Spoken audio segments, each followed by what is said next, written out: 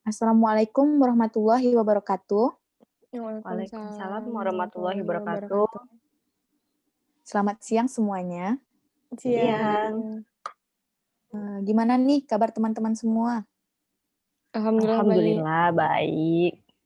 Alhamdulillah. Semoga kita selalu diberi kesehatan ya teman-teman. Jangan lupa tetap jaga kesehatan. Oke, sebelum kita memulai sesi curah pendapat ini, ada baiknya nih kita melakukan perkenalan terlebih dahulu. Perkenalkan, nama saya Azmi Batu Lutfiah, biasa dipanggil Azmi. Saya di sini sebagai moderator. Selanjutnya, Kakak Diah dipersilakan untuk memperkenalkan dirinya. Halo semua, perkenalkan nama saya Dia Pusparini, biasa dipanggil Dia. Saya di sini sebagai pemateri pada sesi curah pendapat hari ini ya. Sekian perkenalan dari saya. Oke, terima kasih Kak Diah. Selanjutnya Kak Winanti boleh memperkenalkan dirinya. Halo, nama saya Winanti Trihartanti, bisa dipanggil Winan atau Winanti. Saya sebagai notulen. Sekian. Oke, terima kasih Kak Winan. Yang terakhir, Kak Prista boleh memperkenalkan dirinya. Halo semuanya, nama saya Prista Indriana Wulan, bisa dipanggil Wulan. Saya sebagai peserta. Oke, terima kasih Kak Prista. Karena kita sudah melakukan perkenalan dan kita sudah saling kenal, ada baiknya nih kita mulai materi pada hari ini. Kalau begitu, pemateri dipersilahkan untuk menyampaikan materi. Oke, mohon tunggu sebentar ya teman-teman.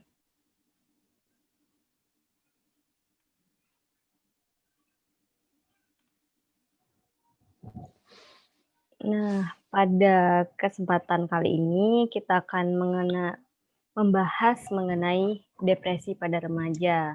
Kalau ngomongin depresi pada tahun sekarang ini ya 2020, kita sedang mengalami situasi pandemi COVID-19 ya, di mana kita diwajibkan mematuhi protokol kesehatan, diwajibkan mencuci tangan, memakai masker keluar rumah, terus menjaga jarak. Dan yang paling diwajibkan itu kita tetap di rumah aja. Otomatis pekerjaan kita terganggu kan. Karena kita di rumah aja, kita merasa bosan, jenuh. Dampak dari itu bisa dampak dari itu kita kena psikis kita terkena ya jadinya. Nah, untuk lebih dalam kita mulai aja ya. Menurut teman-teman nih, apa depresi? Boleh dari Kak Winanti. Menurut aku, depresi itu adalah salah satu penyakit mental. Oke, terima kasih Kak. Iya. Dari Kak Azmi nih, gimana pendapatnya? Kalau menurut saya, depresi adalah masalah kesehatan mental yang menyebabkan perasaan sedih hingga dapat menyebabkan hilangnya minat dalam beraktivitas. Oke, terima kasih Kak Asmi. Ya, sama-sama. Akhir nih ada dari Kak Ulan nih, apa nih pendapatnya? Menurut saya, depresi adalah gangguan suasana hati yang ditandai dengan perasaan sedih yang mendalam dan rasa tidak peduli. Terima kasih Kak Ulan. Oke, kita bahas ya, apa itu depresi. Depresi merupakan salah satu gangguan mental. Kondisi tersebut berkaitan dengan gangguan mood, pikiran, dan aktivitas pada individu yang mengalaminya. Gangguan yang dialami tersebut akan mempengaruhi secara negatif perasaan, cara berpikir, dan cara seorang bertindak. Berdasarkan penelitian seputar depresi di Indonesia oleh Supa Pengpit dari Mahidol University, Thailand, prevalensi depresi pada perempuan berusia 15-19 tahun mencapai 32%, sedangkan untuk laki-laki di usia yang sama mencapai 26%. Dan lebih mengejutkan lagi, sekitar 21,8% responden berusia 15 tahun ke atas melaporkan gejala depresi sedang atau berat. Nah, untuk selanjutnya kita akan membahas mengapa depresi pada remaja bisa terjadi. menurut dari kakak-kakak nih, apa dari pendapat dari Kak Azmi mengenai kenapa depresi bisa terjadi pada remaja? Menurut saya, depresi pada remaja itu terjadi akibat tekanan lingkungan. Karena tidak adanya dukungan dari orang-orang terdekat ketika remaja tersebut mengalami kesedihan. Kasih Kak. Ya, Selanjutnya dari Kak Ulan.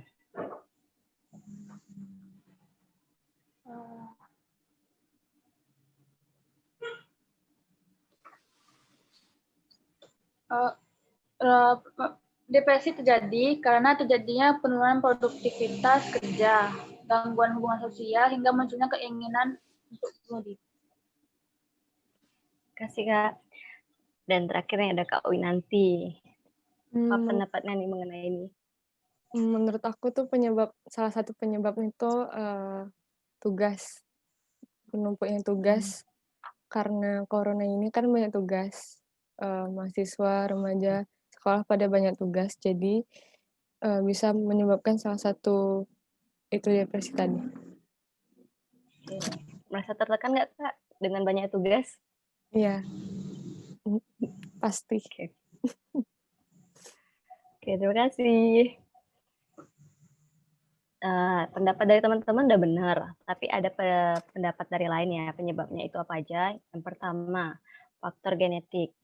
Faktor genetik ini orang tua atau saudara kandung yang mengalami misalnya ada riwayat lah ya teman-teman. Misalnya dari saudara atau ayahnya atau ibunya mengalami depresi, ada kemungkinan untuk diri kita juga akan mengalami depresi.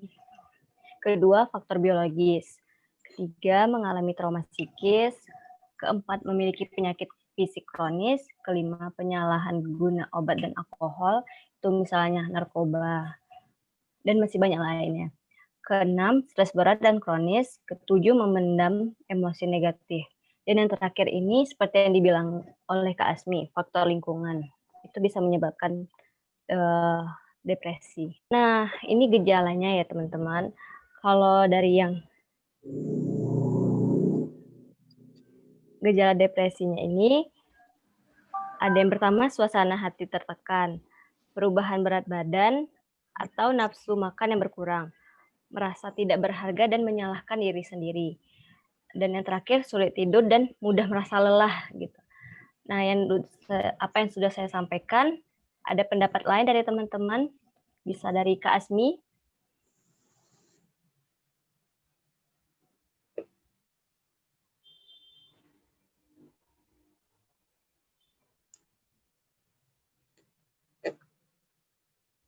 Kalau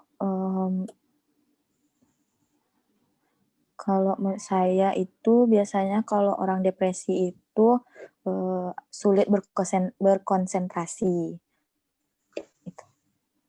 Yeah. Jadi, Oke, terima kasih Kak. Selanjutnya boleh dari Kak Ulan. Gejala depresi itu selalu terbebani rasa bersalah dan sering menyalahkan diri sendiri. Dan suasana hati yang buruk atau sedih secara berkelanjutan. Oke, terima kasih Kak. Selanjutnya ada Kak Winanti nih. Apa pendapatnya mengenai gejala depresi ini? Menurut aku kayaknya yang ditampilkan udah benar semua. Oke. Nah, setelah kita mengetahui dari gejalanya ini, kita nggak bisa langsung kayak diagnosa, aku ini depresi ya. Kita itu harus penegakan diagnosa mengenai mental illness hanya boleh dilakukan oleh profesional.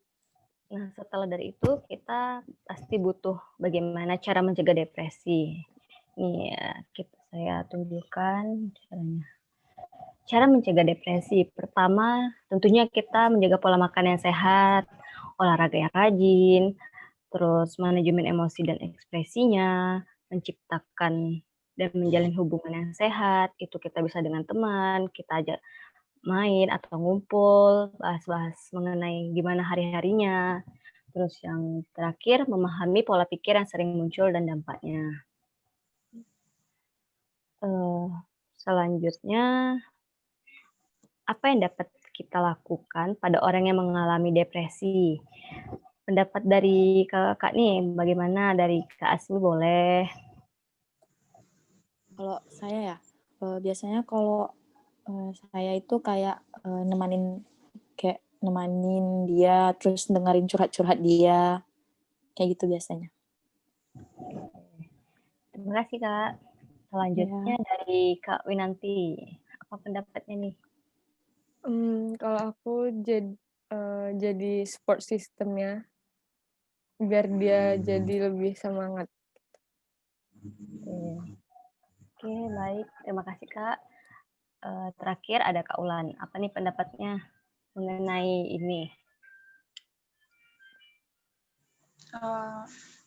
Sebaiknya ditangani oleh dokter, pergi ke dokter supaya lebih baik lagi. Terima kasih semuanya yang udah mengeluarkan pendapatnya atau men-sharingkan. Nih, yang pertama ada empati, kedua temani, dan yang terakhir lakukan hal kecil. Oke, sekian dari sesi curah pendapat hari ini. Lebih dan kurang mohon maaf. Kalau ada yang mau di-sharingkan juga boleh, cerita dari teman-teman. Boleh, kita sharing-sharing. Oke, saya kembalikan kepada moderator. Oke, terima kasih buat pemateri atas materi yang disampaikannya. Semoga materi tersebut bermanfaat buat kita ke depannya dan kita jadi tahu bagaimana cara-cara mencegahnya. Oke. Selanjutnya dipersilakan untuk Kak Winan menyampaikan kesimpulan dari hasil pembahasan kita hari ini.